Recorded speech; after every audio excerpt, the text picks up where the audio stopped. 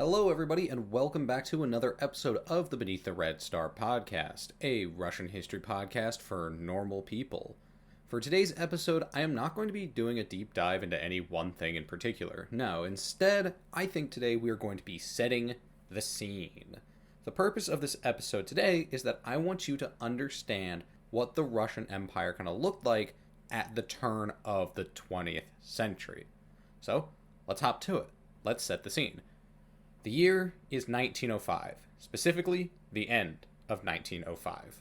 The Russian Empire is in crisis, and the events of the previous year have seen the mighty Russian Empire brought low to its knees. The disastrous Russo-Japanese War has just effectively destroyed Russia's expansion into Asia and completely humiliated Russia as they lost to a foe that they, and the rest of Europe, saw as being racially inferior to the more European Russians.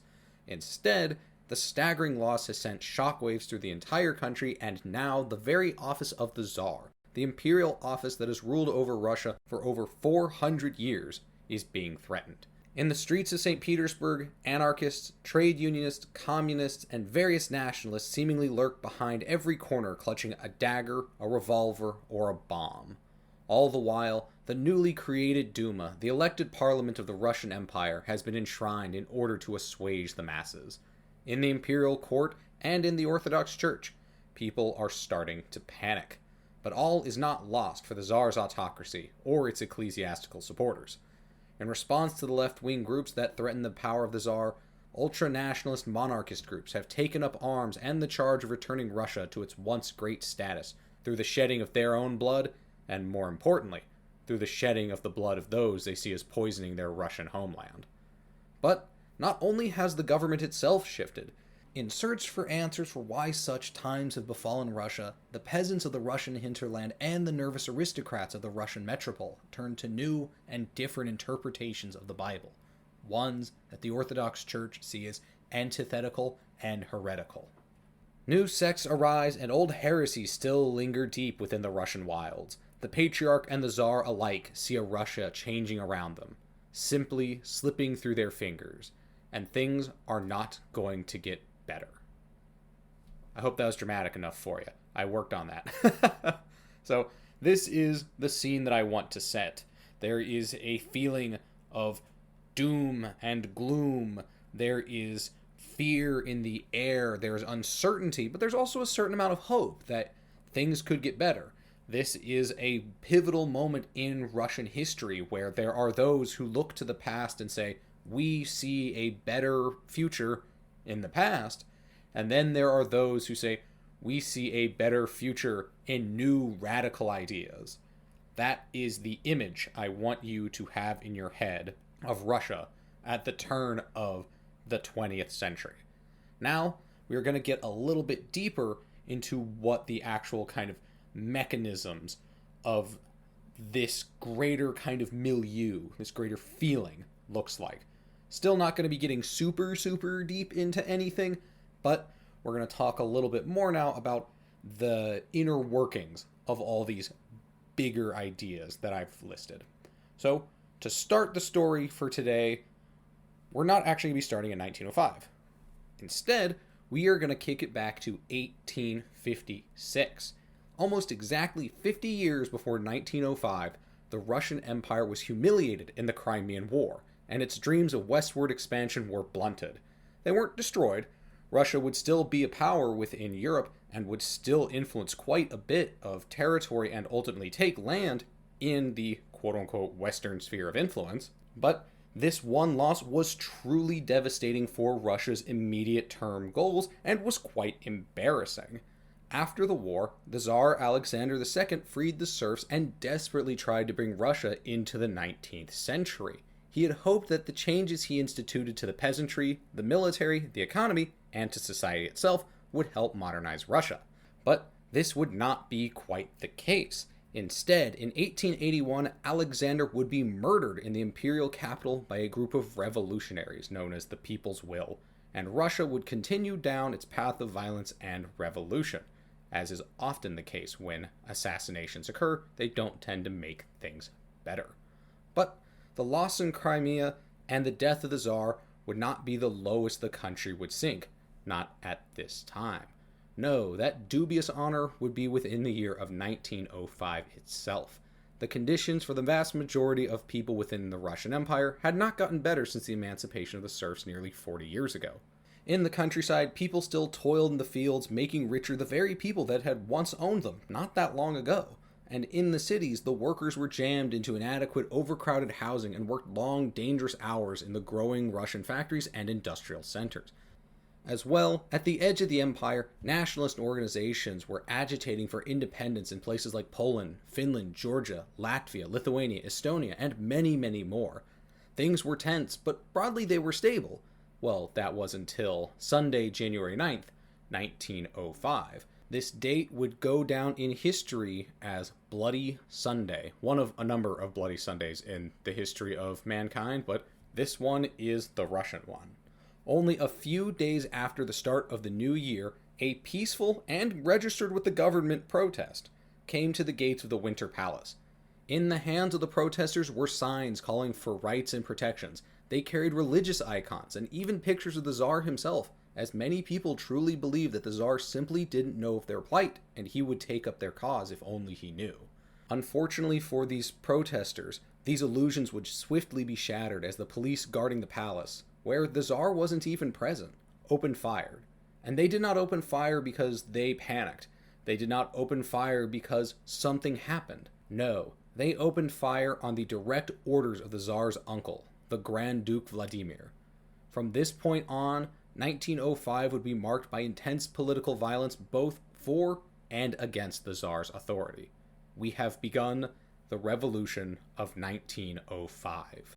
Within this revolution, St. Petersburg and then the whole of Russia would be gripped by a massive waves of strikes and protests that involved every sector of the economy, including the military. Ultimately, a general strike would be declared on September 19th, 1905, all throughout the country. And for those of you who do not know what a general strike is, well, normally a strike is usually within a single industry or within a single area. A general strike is a strike that spans the entire country and involves all industries. So this is a strike that is spanning the entirety of Russia from tip to tip and is including everyone.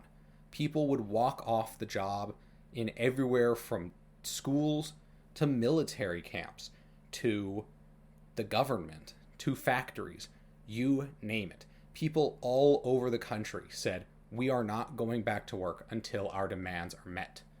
Along with the striking workers, there were communists, anarchists, socialists, trade unionists, and others who saw the future of Russia as maybe not one that could be reformed from the current, but one that would have to be radically different. And a number of these groups engaged in political violence against the police. They conducted assassinations against government officials and also carried out bombings against factories, workplaces, and also government buildings. In response to the strikes, protests, and political violence of the 1905 revolution, a counter-revolution was formed. Groups such as the Black Hundreds formed in defense of the monarchy and the current state of the Russian Empire.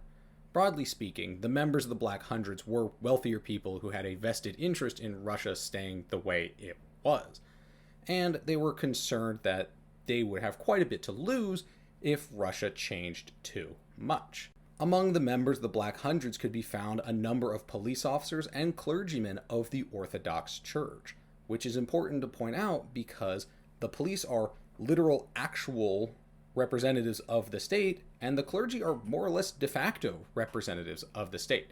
And some of the things that the Black Hundreds would do are maybe not exactly the kinds of things that you want even de facto representatives of the state being involved with, because the Black Hundreds tended to take things into their own hands. Their goal ultimately was to save Russia, Russianness, and the Tsar by any means necessary. These people are, in kind of our modern concept, a militia. They are a bunch of people who are taking the law into their own hands, and they are going to dole out violence independently of the state. In particular, their violence targeted those they saw as undermining the authority of the Tsar or corrupting Russian identity. This violence would generally manifest in massive pogroms that were targeted against religious and ethnic minorities all over the country. These groups would generally include religious groups such as Muslims, the Old Believers, the Christi, and Catholics, as well as national minorities such as Poles, Georgians, Armenians, and Ukrainians. But in particular, the Black Hundreds had one group that they saw as the main enemy of Russia. They saw this one group in particular as the source of all of Russia's problems, as the source of the poisoning of Russia's identity, and the source of all the communists and socialists who threatened the power of the Tsar and the wealth of the empire, and more importantly, their own personal wealth. Seemingly, above all else, the Black Hundreds targeted the Jews. Usually, these attacks would be carried out with no recourse for their actions, or even sometimes they would be carried out with direct support from the Russian state. And this is where it's important again that you have these clergymen and these police officers there. These are people who sometimes are acting with not just the blessing, but the understanding and cooperation of the Russian state, that in their capacity as agents of the Russian state, they are carrying out this ethnic violence and this racialized, anti-religious, xenophobic violence. And sometimes independently of the Black Hundreds, but also sometimes completely in concert with the Black Hundreds, not only would the Russian government engage in violence, but as well the Orthodox Church crack down on radical and seditious religious sects. Groups such as the Christi and the Old Believers were hunted down and sometimes punished with violence, banishment, and prison sentences that would be doled out and sometimes carried out in the sense of violent ones by the Black Hundreds or other extra governmental groups. At the same time, one of the kind of issues that was bouncing around, and very much so bouncing around within the Russian higher levels of society, ones where the Black Hundreds were a little bit less likely to bonk you over the head and murder you, was occultism. Occultism and spiritualism was rampant in Russia, and the church was doing its level best to try and keep its control over the religion in Russia. Concurrently to everything that you have just heard, a war was also raging. The Russo-Japanese War was supposed to be a short, decisive war that would put the upstart Empire of Japan in its place. The Russians saw themselves as racially superior to the Japanese and better at war and really everything else in every single way. The war was supposed to maintain and ultimately cement Russia's dominance in their sphere of influence in East Asia. Well, the only thing in there that's even kind of correct is that the war was over quickly. Oy. The roughly year-long war would prove to be a fucking disaster for the Russian Empire, an absolutely unmitigated dumpster fire. On land, the Japanese defeated the Russians and absolutely humiliated them with the capture of the Russian town and fortress of Port Arthur, something that was particularly unfortunate for the Russians because they surrendered the area, they surrendered the town, when they realistically could have maintained a defense and arguably should have. So that really made people unhappy. And then right after that, at sea, the Japanese completely demolished the Russians as they destroyed the jewel of the Russian Navy, the Baltic Fleet. The Russian government ultimately had to make concessions over territory to the Japanese, and the Russian sphere of influence in East Asia would effectively become no more. From here on out, Russia is not an issue in the East, not really anyways. Instead, they gave basically all of their control and all of the influence in the area over to the Japanese, who, if you are not aware, would run absolutely rampage all over the area.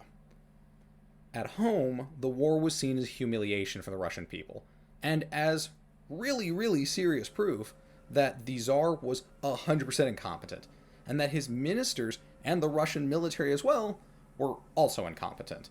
I mean, looking at the siege of Port Arthur, that really stuck out to people, that, hey, you guys could have fought, but you didn't.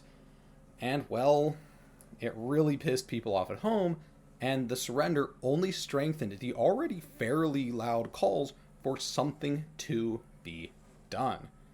ultimately, the Tsar would relent and he would concede some little smidgen of his power. On October 17th of 1905, just a little less than a month after the beginning of the general strike in September, the Tsar would pass the October Manifesto, which brought the Duma, a legislative parliament, into being for the first time ever in the history of the Russian Empire.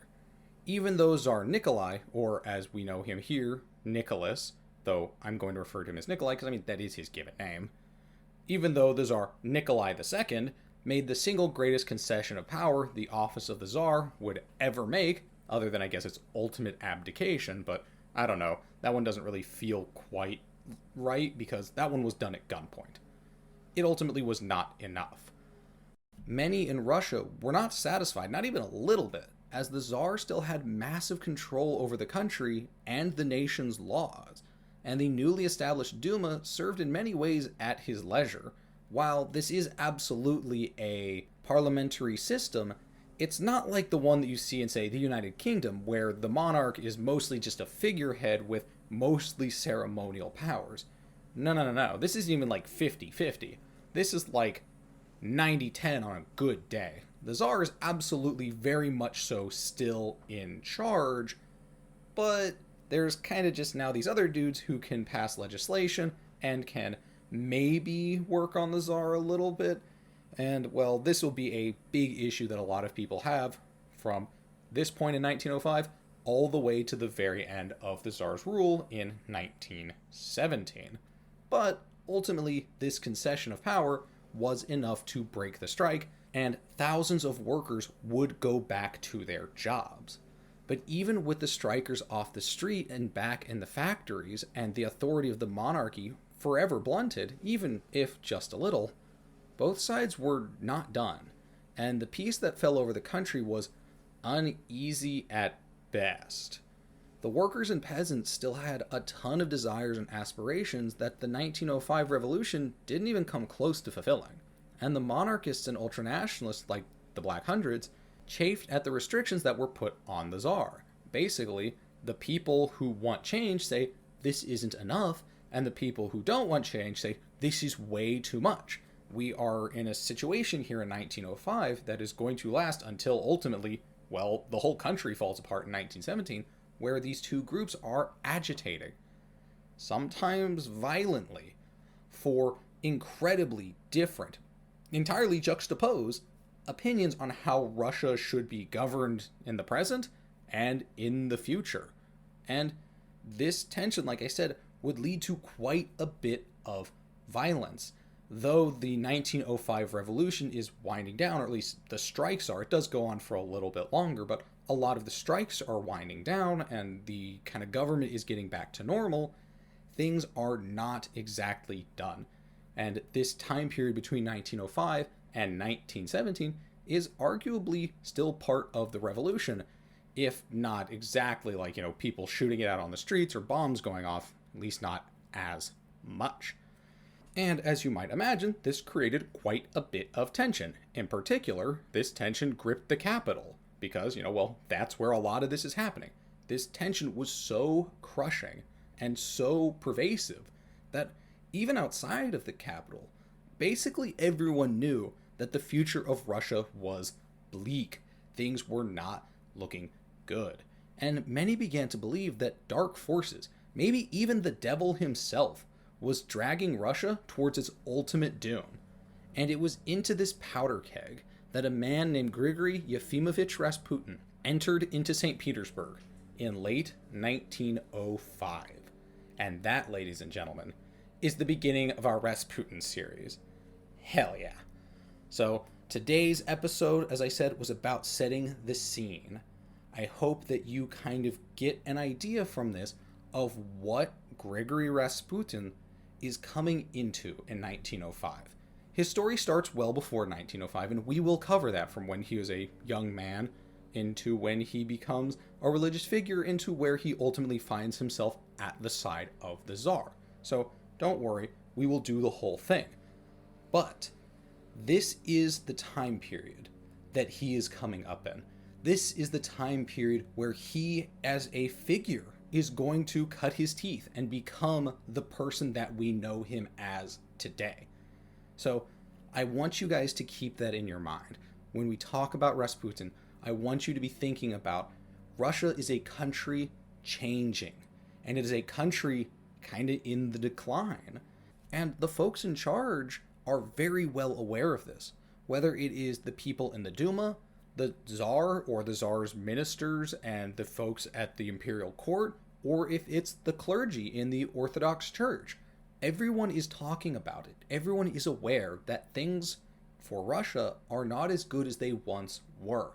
The facets of the power of the Tsar, the facets of the state, all the things that they once took for granted that they would be here till the end of time are starting to crumble around their ears. And Rasputin plays a very, very important role in all of this, and the way that they perceive him is absolutely tied up in this aspect of depression and paranoia and fear that is prevalent in 1905. But on the other hand, there's also a feeling of hope. There's a feeling that there might be a better future when all of this is over, when all of the pain and suffering is through. And particularly, these are folks who are thinking that, well, the death of the Tsar or the death of the Russian Empire might yield a superior future. And while Rasputin absolutely was on the kind of monarchist side of things, being that he was a friend of the Tsar and the Tsarina, he also did fit into certain machination of the Russian left. But we will have to get into all of that in the future, in the full series.